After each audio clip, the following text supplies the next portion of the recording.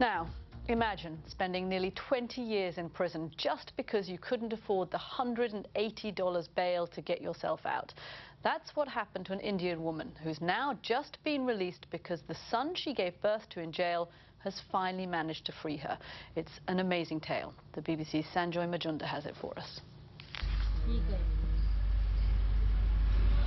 A bittersweet gift for a mother who's finally come home. Vijay Kumari was convicted of murder in 1994. She was granted bail on appeal, but didn't have the $180 she needed to get out. So she spent all these years in jail, lost in the system and forgotten. I thought I'd die in prison. They used to tell me in there that no one ever gets out. But one person never forgot her, never gave up hope. Kanhaiya was born to Vijay Kumari in prison and spent the better part of his childhood in juvenile homes.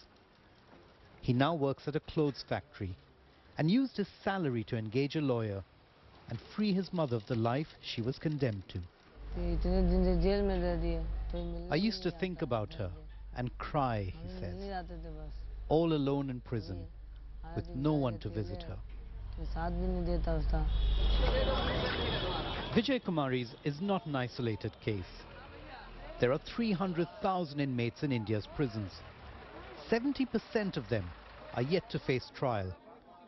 Many of them have already spent years in custody, and it could be some time before they get out.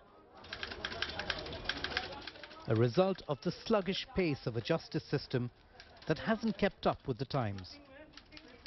This is a scene that you'll find outside any major court in India. These little cubicles are the offices of clerks and lawyers. This is where you process your legal documents and help explain what's often a bewildering set of laws. This is India's legal system in the 21st century, completely unable to cope. Back at their home, mother and son contemplate their future. I just wish to see my son well settled. I have no one else other than him, and we are very poor.